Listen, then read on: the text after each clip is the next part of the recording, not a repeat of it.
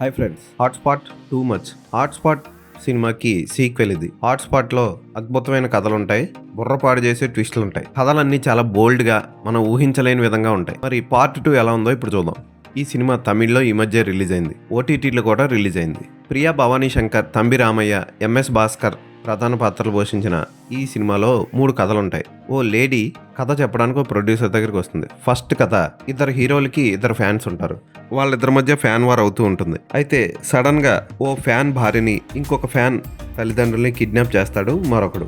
ఆడెందుకు kidnap చేశాడు అన్నది సినిమాలో చూడాలి. అలాగే రెండో కథ, నా బాడీ నా ఇష్టం, నా డ్రెస్ నా ఇష్టం అని తిరిగే అమ్మాయిలకి తండ్రి ఎలా బుద్ధి చెప్పాడు అన్నది రెండో కథ. మూడో కథ, ఫ్యూచర్ నుంచి వచ్చిన అమ్మాయి బయోలాజికల్ ఫాదర్ ఎవరో తెలుసుకోవడం కోసం మూడో కథ సాగుతూ ఉంటుంది. ఈ 3 కథల్ని సినిమాలో చెప్పి దర్శకుడు టూ మచ్ చూపిస్తున్నాను అని ఫీల్ అయ్యాడు, కానీ అక్కడ అంత టూ మచ్గా లేదు.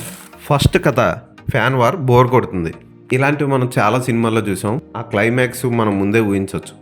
అలాగే ఆడవాళ్ళ డ్రెస్సింగ్ స్టైల్ మీద తీసిన రెండో కథ, దానికి తండ్రి బుద్ధి చెప్పే విధానం మనం మన తెలుగు సినిమా ఆదిలో ఆల్రెడీ చూసాం.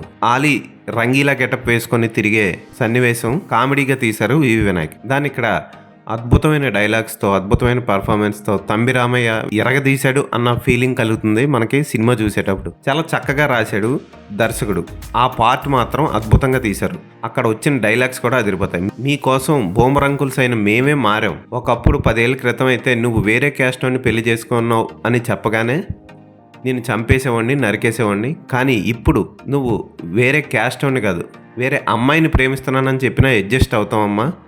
మేము అడ్జస్ట్ అయినప్పుడు మీరు కూడా మా కోసం కొంచెం అడ్జస్ట్ అవ్వాలి అని చెప్పి, డ్రెస్సింగ్ స్టైల్ సమయం సందర్భాన్ని బట్టి ఉండాలి అని చక్కగా చెప్తాడు ఆ పార్ట్లో. ఈ పార్ట్ హైలైట్ ఈ సినిమాకి.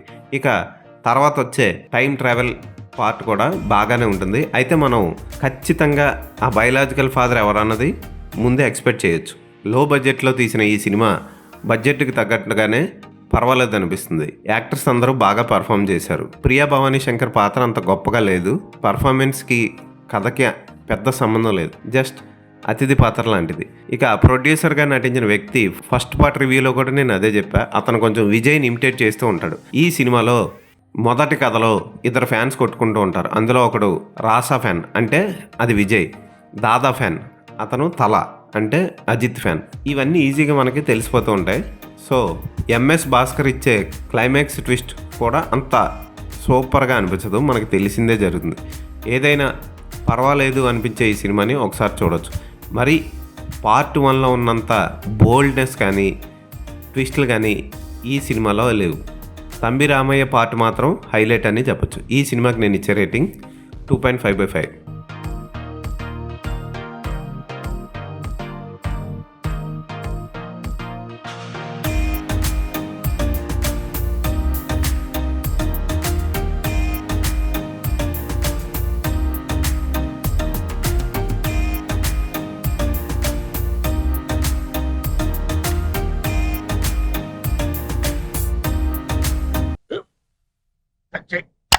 మన స్కూల్ బెంచ్ లాగా ఎంత గట్టిగా ఉందోరా.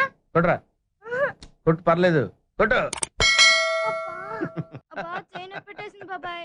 ఆ, నీకు నొప్పి ఏంటి ఆ, నువ్వు కొడతావా? కమా బిట్ మీ యార్. వద్దు బాబాయ్.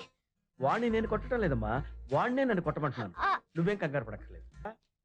అడుగుతావేంటి?